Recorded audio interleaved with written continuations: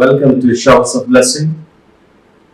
దేవుని కృపలో భద్రపరచబడి నూతన దినములో ప్రవేశించాం.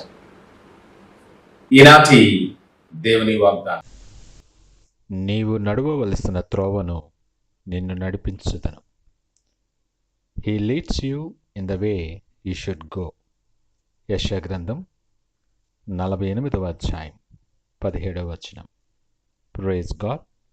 ఈ నూతన దినములో దేవుడు మీ కొరకు సిద్ధపరిచిన ప్రతి దీవెన ఆకాశపు వాకిళ్లు విప్పి మీ మీద కృమ్మరించునుగాక.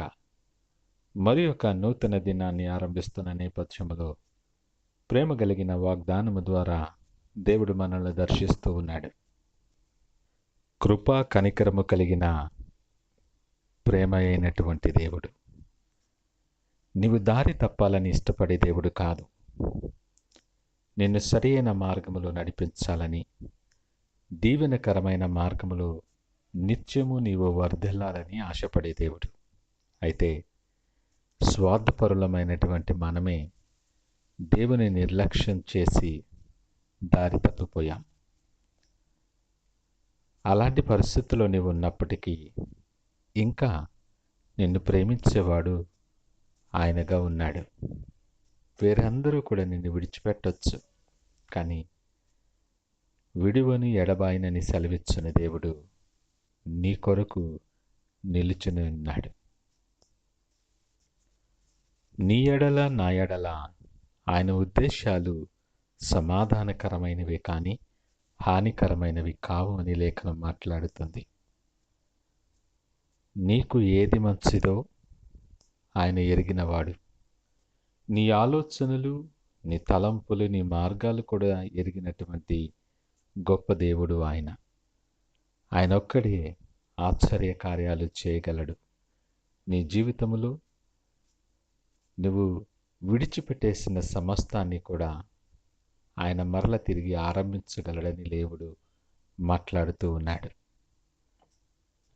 జ్ఞాన మార్గాన్ని బోధించేవాడు ఆయన. నీకు ప్రయోజనము కలుగునట్లు, సరైన మార్గములో నువ్వు నడిచినట్లు నీకు ఉపదేశం చేసేవాడే ఆయన. దీవెనకరమైన మార్గాల్లో నువ్వు నడవాలని, ఆయన సిద్ధపరిచిన ప్రతి ఆశీర్వాదము స్వతంత్రించుకోవాలని ఆయనకిష్టమై ఉన్నది. నీ కొరకు మంచిది, శ్రేష్టమైన మార్గమేదో ఆయనకు తెలుసు. ఆయన నడిపించాలని, నీ చేయి పట్టి నడిపించాలని ఆయన ఇష్టపడుతూ ఉన్నాడు. ఆయన నిత్యము నడిపించువాడు, నీ చేయి పట్టుకొని మరి నడిపించేవాడు. అయితే అనేక సార్లు మనకున్నటువంటి ఆ టెన్షన్స్ వల్ల, మనకున్న అనేక సమస్యల వలన, అనేకమైనటువంటి పోరాటములు పోరాడుతున్న నేపథ్యము వలన తెలియకుండానే మనకు మనమే ఆయన చేతిలోండి మన చేతిని తీసేసుకుంటాం. కానీ నిన్ను ప్రేమించే దేవుడు, నీ పక్షమున యుద్ధము చేయువాడు, నీతో నిలుచుండి నీ శత్రువుతో యుద్ధము చేసి నీకు సమాధానం అనుగ్రహించువాడు ఆయన. నీ కొరకు ఆయన సిద్ధపరిచిన మార్గం చాలా క్షేమకరమని గ్రహించాలి. నీ క్షేమము నది వలెను, నీ నీతి సముద్ర తరంగముల వలె ఉంటుందని లేఖనం మాట్లాడుతుంది.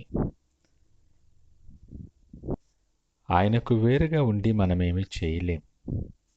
నువ్వెంత జ్ఞానివైనా మనుషుల జ్ఞానం ఆయన దృష్టికి వెర్రితనముగా ఉంది. సర్వోన్నతుడైనటువంటి దేవుడు, మహాజ్ఞాని అయినటువంటి దేవుడు ఈ ఉదయకాలము నీతో మాట్లాడుతున్నాడు. ఏది నీకు క్షేమకరమో, ఏది నీకు ఆశీర్వాదకరమో ఆ మార్గము ఎరిగిన దేవుడు నీవు నడువవలసిన త్రోవను ఆయన నడిపిస్తాడు. నువ్వు ఒంటరివి కాదు సుమా. నీ యేసయ్య నీతో పాటు ఎప్పుడూ ఉన్నాడు. ఈ ఉదయకాల సమయం ఆయన చేయి పట్టుకొని నువ్వు నడవటం ఆరంభించటానికి, ప్రతి అననుకూల పరిస్థితుల్లో ఆయనకు సాక్షిగా నువ్వు నిలబడటానికి తీర్మానించుకొని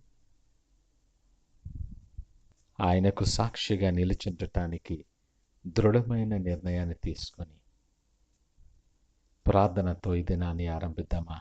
ప్రార్థించుకుందాం. సకలాశీర్వాదములకు ఆది సంభూతుడై యేసయ్య మీకు వందనాలు, స్తోత్రాలు. మేము నడవలసిన త్రోవలు మీరు ఎరిగిన వాడు, మీకు వందనాలు. అనేకమైన మార్గాలు మా జీవితంలో ఉన్నప్పటికీ మాకు ఏది మేలైనదో ఆ మార్గము గుండా నువ్వు నడిపించేవాడు, నీకు వందనాలు, స్తోత్రాలు. ఏ పరిస్థితుల్లో కూడా మేము అది తప్పిపోకుండా నిన్ను ఎరిగిన వారముగా విశ్వాసముతో నిన్ను హత్తుకుని జీవించే కృప మాకు అనుగ్రహించి మీరే మహిమ ఘనత ప్రభావాలు పొందమని యేసు పరిశుద్ధ నామమున స్తుతించి ప్రార్థించి వేడుకొనుచున్నాము తండ్రి. ఆమేన్. God bless you.